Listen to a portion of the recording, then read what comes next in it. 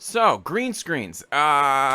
You've done all the work. You've hung the green screen, you filmed, you had the whole day, you did all the keying, you set up your scene, and it just doesn't look as good as you were hoping. I've seen a lot of different green screen stuff. I'm tagged in a lot of people's VFX tests and things. In fact, if you Google my name, not that I ever have, one of the first results is not looking very Ian Hubertish. Any thoughts? And I do.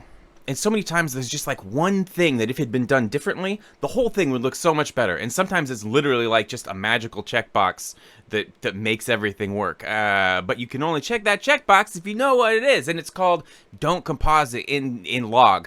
We'll get into that. So this isn't really going to be even green screen basics, because we all know that. You try to get the wrinkles out of the green screen and light it kind of, flat and evenly and avoid the green spill and everything. This is more going to be the stuff after that where... just the little pitfalls. But before we get into any of that, the biggest thing holding us back from having really good green screen stuff is a lack of shot design and planning and creativity and intention. Because once we set up that green screen, we start filming, we all just film the same shot over and over, and it's camera at chest height as person stands, straight looking ahead from the green screen as they look around like, whoa, I'm in this CG world. And a lot of times you've got, a couple clamp lights or something, or an LED panel on on a stand that's some sort of interactive light.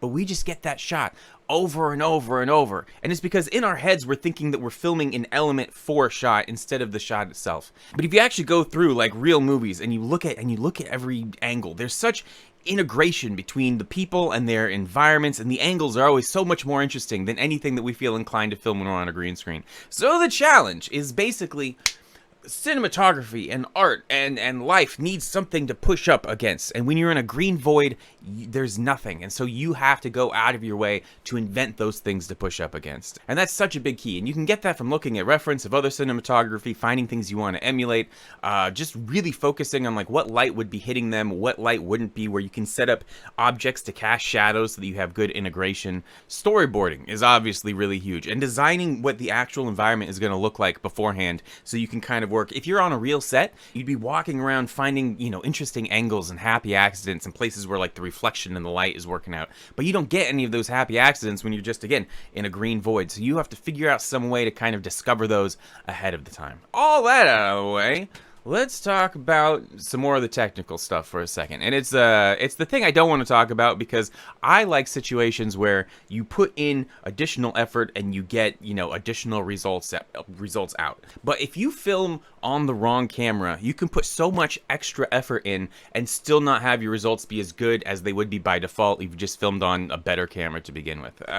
Not to say you can't, you can film on anything, but if you're trying to get really good high quality green screen, you need a camera with decent bit depth. The bit depths I encounter the most are like kind of 8-bit, 10-bit, and 12-bit. 8-bit is like JPEGs and different, like internet image formats and stuff. It can hold enough for our eyeballs, but like they optimize it usually, where like they'll get rid of half the information from the blue channel because our eyes aren't particularly sensitive to that. All these things that make the image look okay until you start trying to tweak it. If you try to color grade it, you'll find there's no more data to work with, which is a bummer considering green screening is doing math on the green channel. You need as much data as possible. Yeah, 8-bit I think can represent like 16 million colors, which sounds like a lot, except the moment you get up to 10-bit, you get a billion colors. 10-bit works much better. My A7S III can shoot 10-bit. It's fantastic. And if like you're filming outdoors, it works great. But if, again, all you're trying to do is math on the green channel to get really specific results,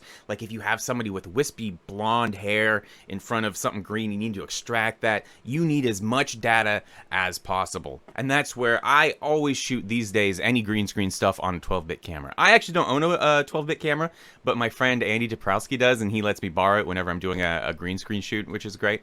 You can think of bit depth as, the number of pixels wide and tall is your pixel resolution. Bit depth is the color resolution. Oh, and yeah, 12-bit can represent, I think it's like 16 billion different colors, enough colors. And there's other bit depths too, but once you get to 12, you're usually in a good place. We filmed all of A Single Point in Space on a 12-bit camera, and the keying worked really well. I didn't even have to light it all that well because, again, you have the color data that you can even extract the greens from the shadows, and things work out pretty nicely.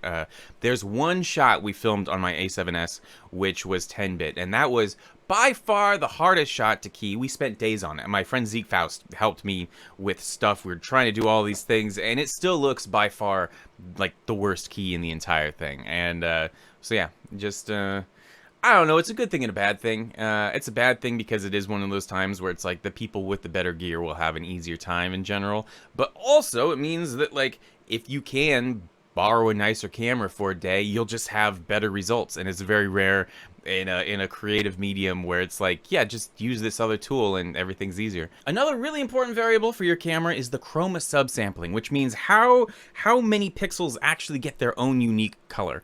You may have seen 444, 422, 420. 444 just means there's no chroma subsampling. Every single pixel gets its own color. 422 means it's every 2 pixels shared, and 420 means every 4 pixels are shared. And notably, this is specifically only talking about the chroma, the color data. The luminance is stored separately, and once you combine that data, it gives you an image that looks okay to your eyeballs until you try to perform an operation on specifically the color data, like pull a green screen, and that's where you can get those little jagged bits. So, to maybe reduce things a bit too much, I think a good rule of thumb is look up the settings of your camera. If it's 420, it's probably going to be bad by default. 422 will be okay, and 444 will be good. And full disclosure, every 12-bit camera I filmed on also has 444, and every 10-bit has 422. So I don't know which of these variables is the most important, but usually they're correlated anyways. So that's cameras. The next thing is also a technical thing, but it's also the biggest magic bullet if it's not a thing you're aware of. Because again, I'm tagged in lots of VFX shots, and this is like, it's like 50% of shots make this mistake, and it's a big one, and it is you're trying to composite in log. This right here, this is not our footage. This is like a technical format storing our footage. It's designed to hold as much data as possible with the understanding at some point that we're going to process it, but a lot of people don't process it. But they need to, because look, this is desaturated. It's boosting the shadows to store more data there. It's kind of bringing down the highlights so nothing blows out. It looks like our footage, but it isn't. So this is what a lot of you are trying to do your compositing with. You're trying to pull your key off of this and stick this in the blender, but this is what it's actually supposed to look like. And it makes the process so much easier because the green is actually green. The shadows are actually dark. This is going to play nice with Blender and the entire thing. And I think a lot of you have learned enough to know that you should be shooting in log, but not enough to know how to process it once you get it. So I'm going to go through the absolute basics at the end of this video with another video coming out soon that really gets into like the right way to do it. But yeah, if I never have to see another person painfully trying to composite a grayed out log person into their linear Blender scene, I will be so happy. Yeah. Next, let's get into kind of the more fun kind of artistic stuff. Because I want to talk about respecting light and the properties of light and the complexity and the beauty of light and all of that. And this isn't me being woo-woo. This is like the next reason where even if you're doing everything technically correct, why your shot still doesn't look all that great. Because like indirect lighting. Very few of the lights actually hitting my face right now are from immediate light sources. Like I guess there's some light from the computer monitor and there's some light being diffused through the shade here, but like a lot of other stuff is from the sun being scattered through the sky and bouncing off of trees through the window. If you like ball up your hand and look at it, you can see the thumbprint of the environment that you're in reflected in your hand, in the angles that the light is, hitting the texture of your skin and the knuckles and all of that stuff. And indirect light is so important. But when you think of like a green screen kind of setup, a lot of times people are lighting their subject just by pointing the lights straight at them. And so you're not even getting any of that indirect lighting, and the indirect lighting that exists is, bouncing off the green screen, so it kind of has that green cast to it. And maybe that sounds nitpicky, but if you imagine, trying to composite somebody into an exterior scene, into a field or something, but all the lights hitting them are just like random things, that's never going to feel natural. And again, looking back at the hand, a lot of times the light coming from different directions is different colors, and there's different intensities, and it really is a reflection of the space that you're in. But so many times I'll see green screen footage where you have to light your green screen anyways, so they set up a bunch of soft boxes in a row, and then they have the person just standing being lit by those same lights, so you end up with just this flat lit person who isn't representative of being in any actual real world environment, and then you try to composite them them into a scene, and they're still going to look like they're flat lit. So the classic advice is use 2 different lighting setups. You have one just for lighting up the green screen, and you have another lighting setup for lighting your actor, which is very smart. And it's also usually listed as the way of reducing green spill, which is where the light bounces off the green screen and back onto your actor, giving them kind of a green glow that can make compositing hard. I know that the difficulty with that is not all of us have 2 separate light kits or the space to set up that separation like in our bedroom or whatever. And I'll talk more about that later. But the other reason it's kind of nice is it just forces you to intentionally think about how can I light my actor as if they were actually in the location I want to portray them in, and not just think of them as a drag and drop sticker that you're trying to put in the scene. I see even like really good DPs and cinematographers make this mistake of like, well, I lit the person, they're lit, and it's like, no. You have to light them. Look at frames from movies and see the complexity of the light hitting them, and like we want to recreate that but in our green void, and like it's tricky, but that's where if you want good green screen stuff, what you kind of gotta think through. And I forget this pretty often, which is why I'm kind of saying it so intensely right now. If you look at the Single Point in Space episode, the shots that were by far the hardest are the ones where there's no obvious light source or directionality, the ones where I just kind of did use the soft boxes lighting the green screen to light Josh, as opposed to the other ones where I have any sort of implied directional lighting. They composite so much easier and they look so much better. On the current episode that I'm doing right now, the 2 hardest shots by far were the ones where Tom is just standing there like on a platform without, again, any immediate light hitting him. It's just, he's just there. And I added those like computers and railings around him to kind of make it feel as if he's embedded in the environment, because without it, it was just a dude standing in front of a hazy background. The composite did not work at all. This shot too, it looks so green screeny, but it finally starts to work the moment he walks underneath an actual light, because that ties everything together. And I want to talk more about that. Or this shot. This shot is actually really poorly done technically. It's really underexposed. The key isn't great. If you look at his hair, it's kind of just this weird blue blob. But it respects the reality of the light of the environment he would actually be in and the texture and all of that. And so it feels like it works so much better, even though technically it's kind of sloppily done. But okay, let's talk more about ambient light, like outdoor type light, because I don't think any of us really have the resources to set up outdoor lighting indoors. I've tried it. I've tried to set up like 5 different soft boxes around somebody to simulate like an overcast sky, and it just doesn't work. This is the closest I kind of got, and even that doesn't actually feel like she's outdoors. So yeah, if you film somebody indoors in front of a green screen and try to composite them into a natural outdoor environment, a lot of times you're just going to have a really hard time, and it's never going to feel really natural, because it's almost impossible to create that thumbprint of an actual lighting environment indoors. And there's things you can do to help. Lighting with indirect light can be a big thing, because if you actually shine your light instead of straight at the actor off of like a nearby wall or some object that actually has the colors and stuff of something that would be there in the digital scene, then that light that's reflected back has that thumbprint, and that can go such a long ways. Or even just diffusing and kind of breaking up the light. I've set up shower curtains, like big kind of translucent shower curtains, and use them as big soft boxes a lot, where you shine your lights at that, and then that whole big surface becomes, you know, a big soft light source you can kind of have coming in from the side. But do you want to know where there's an abundance of freely available naturalistic outdoor lighting? Outdoors!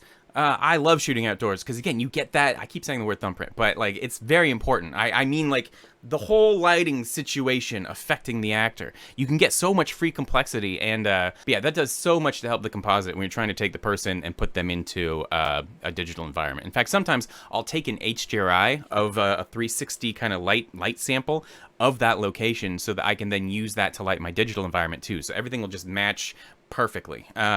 Unfortunately, if you don't have access to your own outdoor space, you just kind of look crazy filming on the street or in a park or something like that. Like, I get that. And that actually leads me to kind of my next issue. And it's one that I so understand, because we've all been there. But it's people just try to film green screen in too small of a space. You're trying to film in your office, or you're trying to film in your bedroom, and when you only have, you know, those 5 square feet to work with, you don't have room to separate the actor from the green screen, or use 2 different lighting kits to light them both separately. And you're sitting there thinking, oh, thanks, Ian, great advice. I guess I should just own my own green screen studio, you dick. Let's try to get into some actual useful things you can do to kind of counteract that look. First, it's important to understand the importance of the inverse square law, which says for every additional unit you get away from the light source, it's like a quarter as bright. So let's say, I guess I start on 1, that's weird. But here's the brightness of the light source. Once you get a meter away, it's going to be a quarter as bright as it initially was.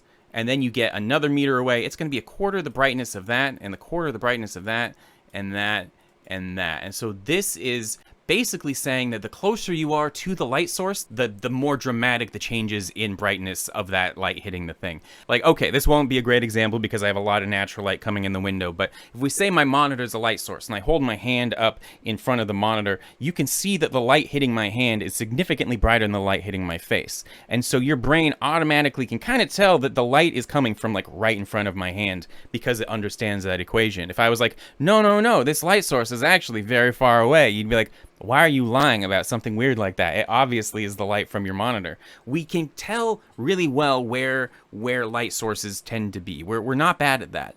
As opposed to the sun, which is so many million miles away that these lines are basically parallel at that point, and you're not going to see any significant difference when you like move your hand a meter closer to the sun because it's so far away. Which is why if you stick a clamp light, 2 feet in front of the actor's face, and they're like, it's the distant glow of the city, we can tell that like, no, it isn't. It's right. You might think I'm kind of overstating the difference here, but like I'm standing 10 inches underneath this light source, which means the light hitting my face is 64 times brighter than that same light by the time it reaches my feet. And people understand this on a pretty base level, which again, just if you have all of your light sources close to the actor and then are trying to pretend that all those light sources are actually very far away, it's just going to feel kind of fundamentally wrong. But this is not just a bad thing, because to the same degree that it can make things feel kind of weird if you do it wrong, it can totally help sell things if you get it right. I've started always trying to put a bright light source somewhere close to the actor in the scene, because it kind of that quadratic fall off is like a cone of influence that locks the CG and the live action together. We can see that same, thumbprint of the fall off triangulating the light source in both of the things, and it makes things more than anything else I found feel really integrated. Like my go-to is just sticking a light close over the actor's head, which one kind of helps, rim light him or whatever, but it also gives you this very direct connection between the actor and the environment that they're in. And yeah, I just have like 3 tricks and I just use them over and over and over. Also, shadows are huge, and it's something I don't think about enough either. Like, to the same degree that light being hitting the actor that's coming from something is important, light not hitting. If you can add something to cast a shadow from an object that'll be there in the digital environment, that is absolutely huge for integration. And in fact, even if there wouldn't normally be a shadow, if you can go out of your way to design the shot so that there is a shadow or light source there, I mean, it's gonna help the integration quite a bit. The shadow is the thing that I tend to forget when I'm actually shooting, and I have to try to do it with like gradients and stuff in the viewport and the composite, and it isn't the same. I think I finally want to talk about composition, which kind of relates to a lot of other things we were talking about. But again, the average green screen shot or green screen footage that I see is filmed straight on, because again, they're thinking like they're grabbing an element. So it's filmed as if you're at like a high school musical filming somebody walking around on a stage, and everything's kind of flat and oriented either, perpendicular or straight on to the camera. And the biggest thing you can possibly do to make things feel more like a real movie is to look at real movies that aren't green screen shots and see how shots are composed. Pause and look at a shot and look at the camera relative to the angle of the actor. Look at the light bouncing off of different things and hitting their face, because the goal should be to try to simulate having made those same decisions even though you're just in a green void. And so much of it actually just comes down to having a sense of composition and being deliberate about reminding yourself to kind of activate it. But yeah, it's the overall way that the shot comes together. And I kind of wish people used the word composition more. The number of times somebody has said like, hey, nice rendering. And it's like, do you mean like the path, you like the path tracing, or like what? And what I think they usually mean is like, they like the lighting. But lighting in a void is nothing. It's all about the way the lighting is actually interacting with the people in the background and the environment and the areas of positive and negative space and all that. So it really does just come down to the combination of everything in the composition. And I know that seems a little like pedantic, because it is, but it's also really good for my mindset, because this is a tool-based medium, and it's very easy to spend a lot of money on lighting. And I talk to people who go, oh, I can't do the thing because I don't have the money to get all all the lights or whatever. And it helps to not think, I need good lighting. It helps to think, I need to create a composition that works dramatically for the scene or the thing I'm trying to evoke. And a lot of times that can be done with less light, not more. Imagine like a sunbeam in a dark basement. Suddenly that gives you something to work with. You can have things silhouetted in front for dramatic effect, or an actor entering into the light and back out of the light as it works with like their mental state. So, okay, with this in mind, let's actually take a look at this shot, because I think this could actually be like a good shot. It looks like he's doing kind of an elevator kind of deal. It looks like also the format, he keyed it. That's why this was probably green, and it looks like it was probably matted and keyed and all of that. But it's on black, and so I have to assume it was either exported to a format that doesn't support an alpha channel, or maybe the nodes weren't set up once it was brought into Blender. Also, the fact you can kind of see the shadow from the overhang of this thing means that this is probably a diffuse material, and typically you want the texture to be emissive. Usually my basic setup will just be an emissive shader and a transparent shader, and I just use the alpha channel and mix between the two. And if you're thinking it's weird that like your footage should be a light source, you're simulating light bouncing off that person and re-entering into the scene. And so it's like, yeah, they are actively having light radiating from them. That's how you see them. That's how light works. And so yeah, you always want to make your footage emissive, unless if you're being real fancy. You can see from the light, the shadow right here, he probably has a light somewhere around here because it's really bright on this bit but nowhere else, which could again be really good for helping integrate him. If he had like a little control panel here for the elevator with the light source, that would feel really integrated. Also, a thing I'm very guilty of is, you know, he's oriented straight at the camera, and that mindset is going to affect the rest of your decisions too, like the fact that the camera angle's looking straight at him, kind of like it's a TV kind of deal.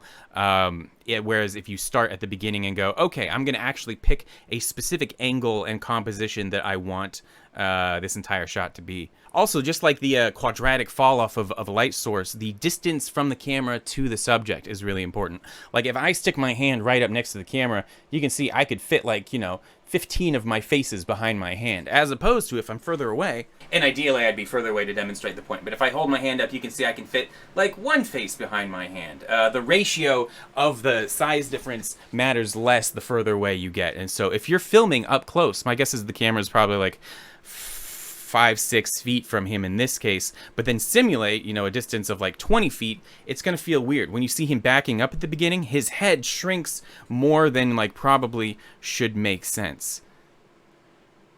And this isn't a great example of what I'm talking about, but like, I love the fact that you can pre-key footage, put it in your environment, and then add another camera and move it anywhere. But you just have to stay kind of along axis and in the same general zone. Like the further away you get from where it was originally filmed, the weirder it's gonna feel. And so that's just a thing to keep in mind. And the final thing, if you look at him, he just kind of looks low contrast. The colors don't feel right. It doesn't feel, he doesn't exist in the same rendered space as the rest of this scene, because I'm pretty sure this footage is just in log. And so let's finally get into that. I'm going to do this in Resolve because it's free to do all of this stuff, and it's easy.